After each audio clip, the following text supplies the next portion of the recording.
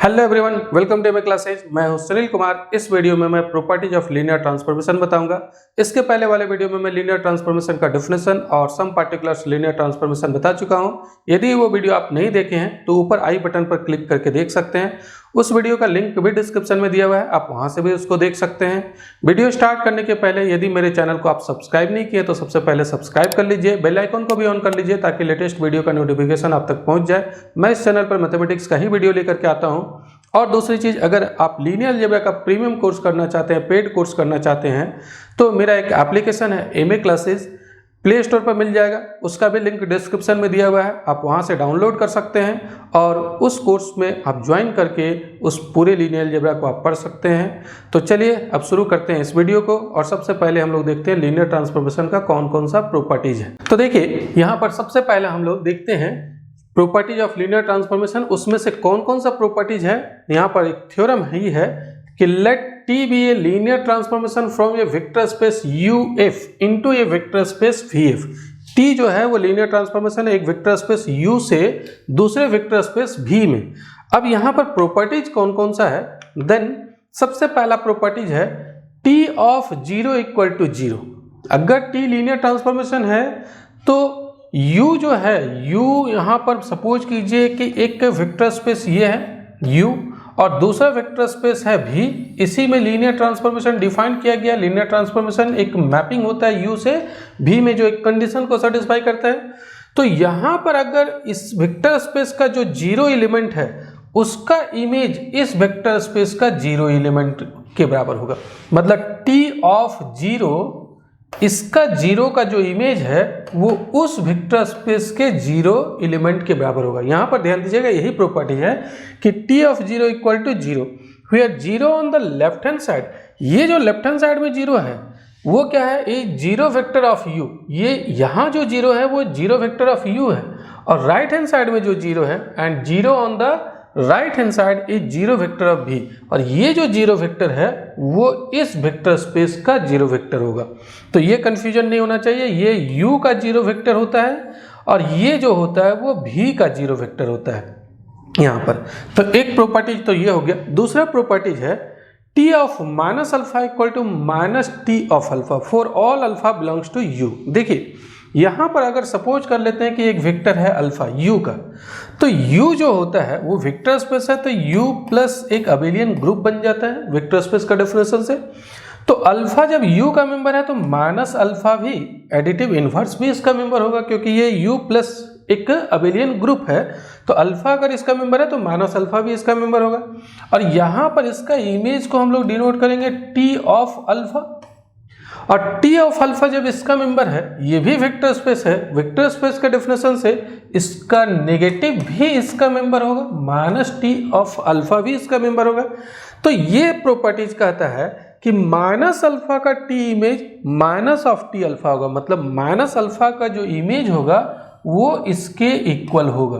यानी कि अगर हम लोग माइनस अल्फा का इमेज निकालें तो वो किसके इक्वल हो जाएगा, माइनस ऑफ टी अल्फा हो जाएगा। तो ये दूसरा प्रॉपर्टीज हो गया। अब थर्ड प्रॉपर्टीज क्या है ये देखिए। थर्ड प्रॉपर्टीज है T of alpha minus beta equal to T of alpha minus T of beta. ये टी जो है वो अल्फा में भी लग जाएगा और बीटा में भी लग जाएगा। जहां अल्फा बीटा किसका मेंबर होगा, यू का मेंबर होगा। अल्फा इसका मेंबर है, बीटा भी हम लोग यू का ही मेंबर लेंगे। मान लीजिए बीटा यहाँ पर मेंबर है, तो अल्फा माइनस बीटा का जो इमेज होगा वो T of alpha minus T of beta के इक्वल होगा। ये थर्ड प्रॉपर्टीज है। और एक और प्रॉपर्टीज है, ये देखिए, जो लीनियरिटी प्रॉपर्टी हम लोग पढ़े थे डेफिनेशन में कि टी अगर लीनियर ट्रांसफॉर्मेशन है तो आप जानते हैं कि T A into alpha plus B into beta अगर रहे तो क्या लिख सकते हैं, स्केलर जो है वो बाहर हो जाएगा, T of alpha plus B scalar बाहर हो जाएगा, टी ऑफ बीटा। ये दो के लिए। अगर दो से ज़्यादा रहे, मतलब ऐसा रहे T of A one alpha one plus A two alpha two plus dot dot A N alpha N, तो यही प्रॉपर्टी यहाँ पर लग जाएगा। मतलब ए वन स्केलर बाहर हो जाएगा T of alpha one plus A two scalar बाहर हो जाएगा T of alpha two dot dot इसी तरीके से ए एन स्केलर बाहर हो जाएगा और टी ऑफ अल्फा एन हो जाएगा। तो ये चार प्रॉपर्टीज है लीनियर ट्रांसफॉर्मेशन का। अब हम लोग एक एक करके सभी प्रॉपर्टीज को प्रूफ करेंगे। सबसे पहले फर्स्ट प्रॉपर्टीज हम लोग इसको प्रूफ करेंगे। तो ये देखिए कैसे हम लोग इसको प्रूफ कर सकते हैं, या ध्यान दीजिएगा। ये जो यहाँ पर मैं प्रॉपर्टीज बताया हूँ अल्फा 1 अल्फा 2 अल्फा n जो है वो u का मेंबर होगा, और a1 a2 dot dot an जो है वो फील्ड का मेंबर होगा, वो स्केलर होगा। अब देखिए सबसे पहला फर्स्ट प्रॉपर्टीज को हम लोग प्रूफ करते हैं। तो फर्स्ट प्रॉपर्टीज में हम लोग को प्रूफ क्या करना है, हम लोग को प्रूफ करना है यहाँ पर कि u से v में एक यहाँ पर लीनियर ट्रांसफॉर्मेशन है t। अब दिखाना है कि इसका जो जीरो वेक्टर है उसका इमेज इसके जीरो वेक्टर के इक्वल होगा, यानी कि t of zero equal to zero vector दिखाना है। इसके लिए कैसे हम लोग प्रूफ करते हैं, सबसे पहले अल्फा कोई भी u का मेंबर ले लेते हैं। यहाँ पर मान लेते हैं कि अल्फा जो है वो u का मेंबर है। अब इसका अगर इमेज की बात करें तो t ऑफ अल्फा यहाँ पर आ जाएगा, v में आ जाएगा। ये देखिए अब then t of alpha belongs to v। We have, आगे हम लोग बढ़ते हैं, t of alpha plus 0 equal to t of alpha. ध्यान दीजिए ये जो t ऑफ अल्फा इसका मेंबर है और इसका जीरो वेक्टर है, ये दोनों को ऐड करेंगे तो क्या होगा, t ऑफ अल्फा होगा। जीरो वेक्टर किसी में भी ऐड करने पर वही वेक्टर रह जाता है, जिस वेक्टर में ऐड कर रहे हैं वही वेक्टर के बराबर आता है। तो t of alpha plus 0 equal to t of alpha ही होगा, क्योंकि 0 is the vector of v का ये जीरो वेक्टर है, और t अल्फा भी किसका मेंबर है, v का मेंबर है। अब आगे बढ़ते हैं, देखिए ये अल्फा को लिख सकते हैं अल्फा प्लस 0। अल्फा में अगर जीरो वेक्टर ऐड करेंगे तो ये अल्फा ही रहेगा, अल्फा प्लस 0। और ये जीरो वेक्टर किसका मेंबर हो गया, ये u का हो गया, और ये जीरो वेक्टर किसका मेंबर है, वो v का है।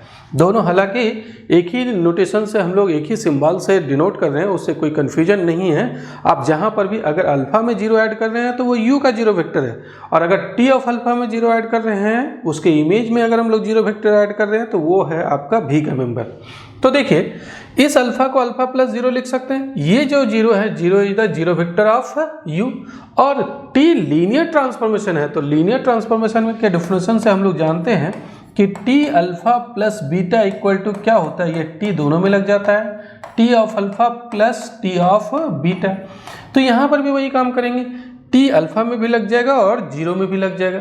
तो t of alpha plus t of zero, क्योंकि t is A linear transformation, linear transformation होगा, जीरो नहीं होगा यहाँ पर, t is A linear transformation है इसीलिए। अब जरा देखिए यहाँ पर हम लोग क्या दिखा दिए, t of alpha plus 0 equal to t alpha plus t0 दिखा चुके हैं। तो now in the vector space v we have, vector space v में ये सभी मेंबर किसका है, t अल्फा या जीरो जो है वो v का मेंबर है। यहाँ पर भी t अल्फा प्लस t0 ये भी v का मेंबर है। तो ये v वेक्टर स्पेस में हम लोग ये दिखा दिए हैं, और v जब वेक्टर स्पेस है तो आपको पता होगा कि एडिशन के रिस्पेक्ट में ये एक अबिलियन ग्रुप होता है, और अबिलियन ग्रुप में कैंसिलेशन लॉ होल्ड करता है, चाहे वो लेफ्ट कैंसिलेशन लॉ हो या फिर राइट कैंसिलेशन लॉ हो। तो यहाँ पर आप t ऑफ अल्फा को कैंसिल कर सकते हैं लेफ्ट कैंसिलेशन लॉ से, लेफ्ट कैंसिलेशन लॉ से। तो जब ये कैंसिल हो जाएगा तो क्या बचेगा, यहाँ 0 equal to t of 0 by left cancellation law for addition in v vector में हम लोग ये जो v जो है वो एक अबिलियन ग्रुप था, तो एडिशन के रिस्पेक्ट में ये अबिलियन ग्रुप है, तो left cancellation law for addition in v से हम लोग t अल्फा को कैंसिल कर देंगे तो 0 इक्वल टू t ऑफ 0 हो गया। तो हम लोग को यही प्रूफ करना था कि t ऑफ 0 इक्वल टू 0, ये तो प्रूफ हो गया, t ऑफ 0 इक्वल टू 0। तो यहाँ पर इस तरीके से हम लोग इस थ्योरम को प्रूफ कर सकते हैं और इस प्रॉपर्टीज को प्रूफ कर सकते हैं।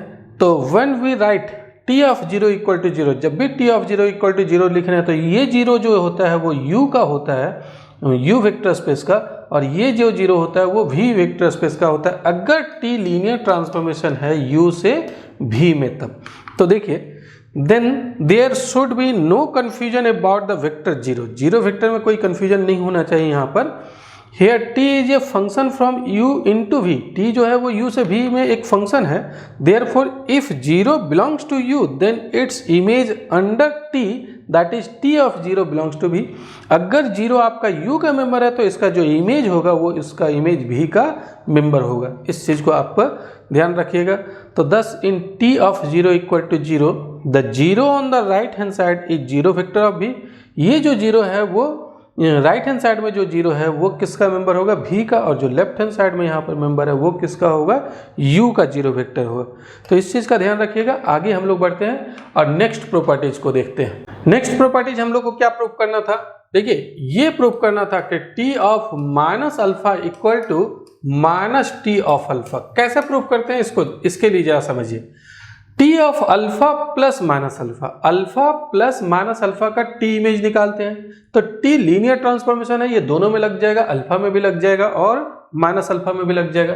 अब आगे बढ़ते हैं, यहाँ पर T is a linear transformation, linear transformation होने के कारण हम लोग यहाँ पर ये चीज लिखे हुए हैं, ये दोनों में अप्लाई कर दिए हैं।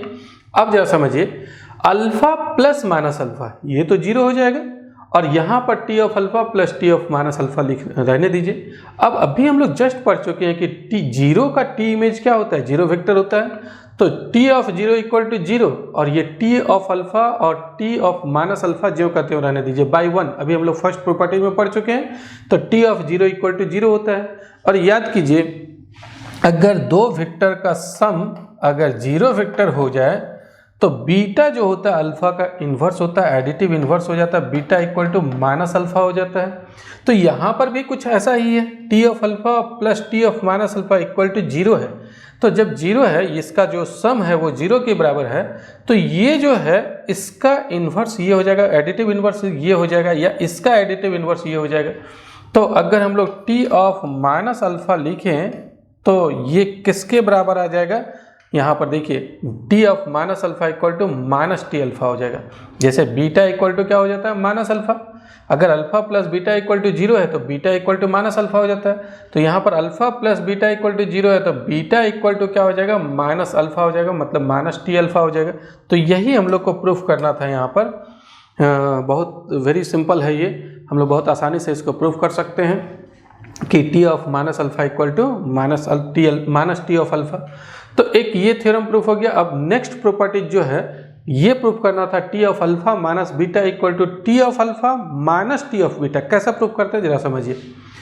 ये टी ऑफ अल्फा तो यहाँ रहने देते हैं, और ये माइनस की जगह हम लोग प्लस इंटू माइनस बीटा लिख सकते हैं। ऐसा लिखा जाता है, अल्फा माइनस बीटा को अल्फा प्लस माइनस बीटा लिख सकते हैं यहाँ पर वेक्टर स्पेस में। अब जरा समझिए, टी जब लीनियर ट्रांसफॉर्मेशन है तो दोनों में लग जाएगा। तो यहाँ पर टी ऑफ अल्फा और टी ऑफ माइनस बीटा दोनों में लग गया। और अभी हम लोग जब पढ़ चुके हैं कि T of minus alpha equal to minus T alpha होता है, तो T of minus beta equal to minus T of beta लिख सकते हैं। तो यहाँ पर सबसे पहले तो टी जो लीनियर ट्रांसफॉर्मेशन, इसके कारण हम लोग दोनों में टी लगा दिए, और टी ऑफ अल्फा रहने दीजिए, टी ऑफ माइनस बीटा को हम लोग माइनस टी बीटा लिख सकते हैं। अभी सेकेंड प्रॉपर्टीज में हम लोग प्रूफ कर चुके हैं। अब ये plus T of alpha plus minus T of beta है, इसको कैसे लिख सकते हैं, T of alpha minus T of beta.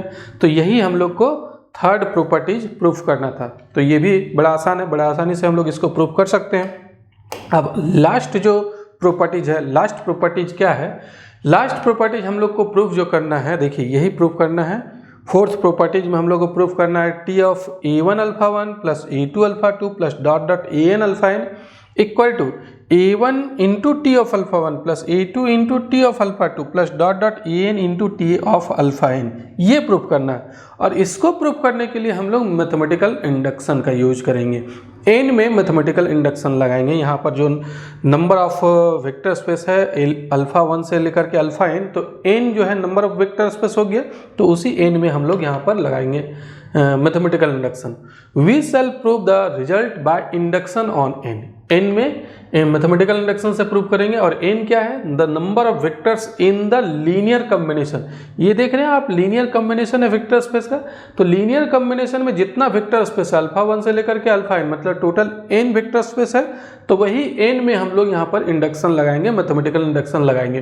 तो इसके लिए क्या करते हैं, सबसे पहले n इक्वल टू 1 के लिए प्रूव कर लेंगे। मैथमेटिकल इंडक्शन में जब अगर किसी भी मैथमेटिकल इंडक्शन से किसी रिजल्ट को प्रूव करना है तो n इक्वल टू 1 के लिए आप प्रूव कर लीजिए। मान लेते हैं n इक्वल टू k के लिए रिजल्ट ट्रू है, और दिखा देंगे n equal to k plus 1 के लिए भी ट्रू होगा। तो उससे मैथमेटिकल इंडक्शन से सभी नेचुरल नंबर के लिए ट्रू हो जाता है।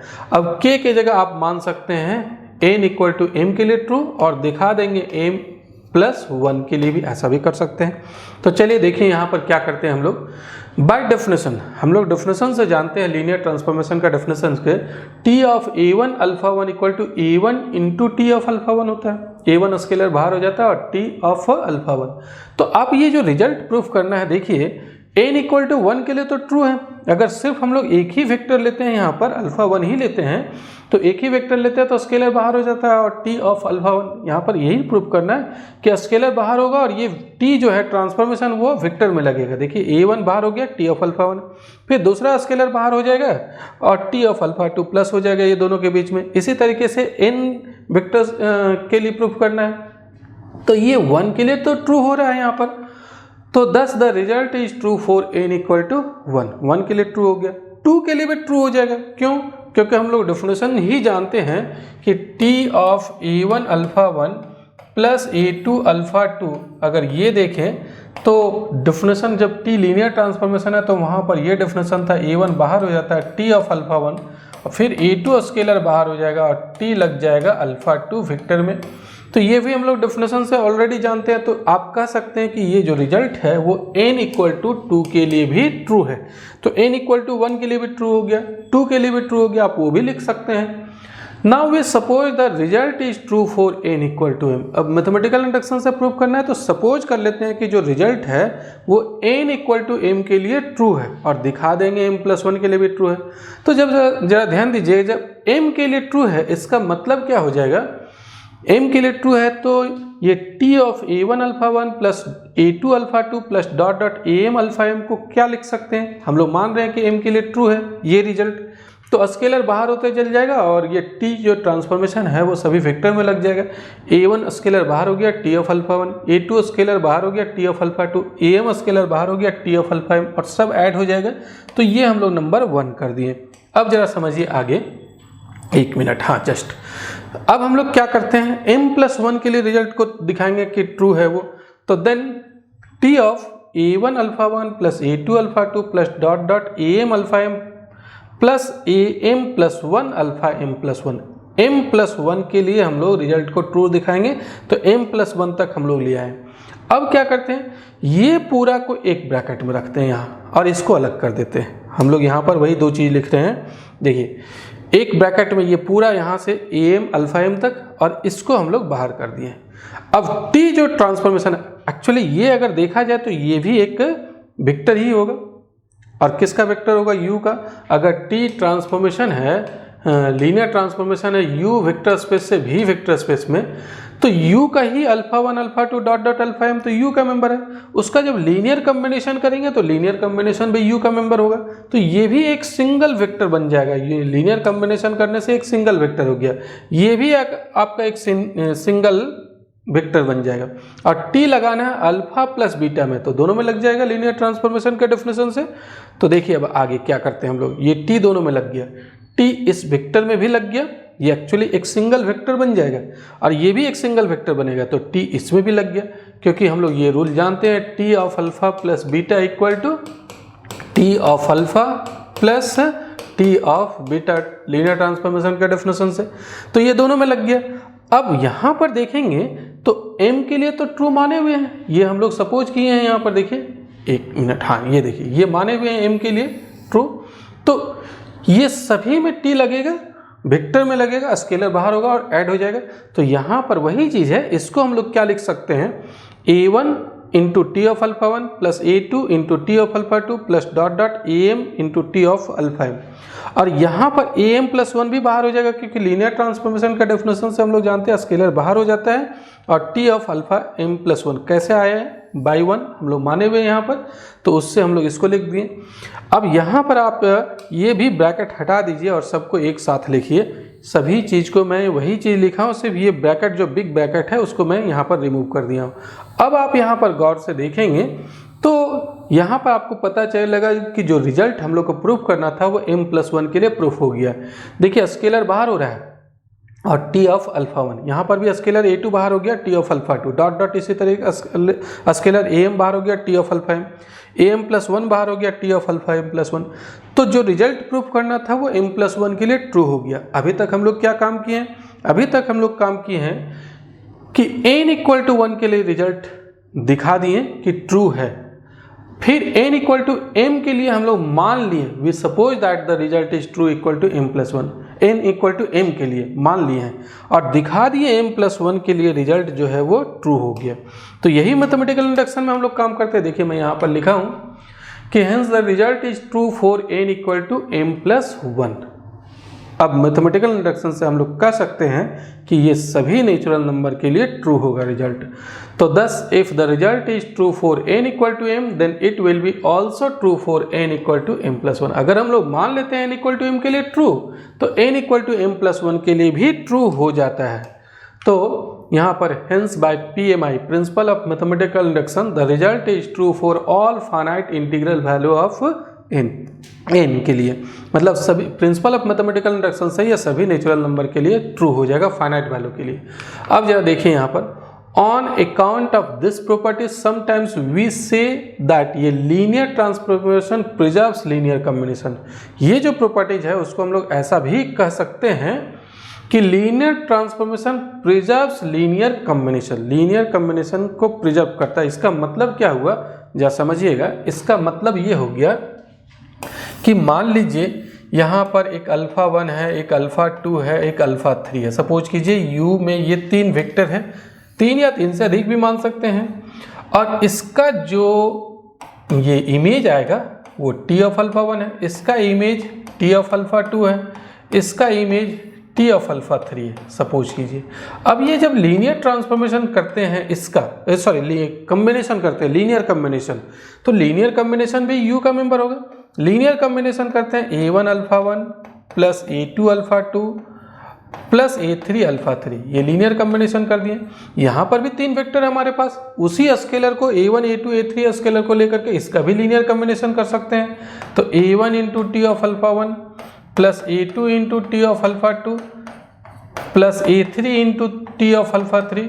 तो अब जब इसका लीनियर कॉम्बिनेशन ये तीनों का किया और इसके इमेज का लीनियर कॉम्बिनेशन किया तो ये जो है वो इसके साथ मैप होगा। मतलब अगर इसमें ट्रांसफॉर्मेशन लगाएंगे t of a1 α1 plus a2 α2 plus a3 α3 तो किसके इक्वल आएगा, इसी के इक्वल आएगा a1 into T of α1 plus a2 into T of α2 plus a3 into T of α3। तो यहाँ पर जो लीनियर कम्बिनेशन है ये तीनों वेक्टर का और उसके इमेज का लीनियर कम्बिनेशन है, तो इसका इमेज यही आएगा। तो इसीलिए हम लोग कहते हैं कि लीनियर कम्बिनेशन जो है वो प्रिजर्व रहता है u और v में। तो हम लोग ये प्रॉपर्टीज को इस तरीके से भी कह सकते हैं। उम्मीद करता हूँ कि ये 4 प्रॉपर्टी जो मैं बताया हूँ वो आपको समझ में आ गया होगा। अगर समझ में आ गया है तो वीडियो को जरूर लाइक करेंगे और कमेंट करके जरूर आप अपना फीडबैक देंगे। तो चलिए अब मिलते हैं नेक्स्ट वीडियो में। इस वीडियो को देखने के लिए बहुत बहुत धन्यवाद। Thank you.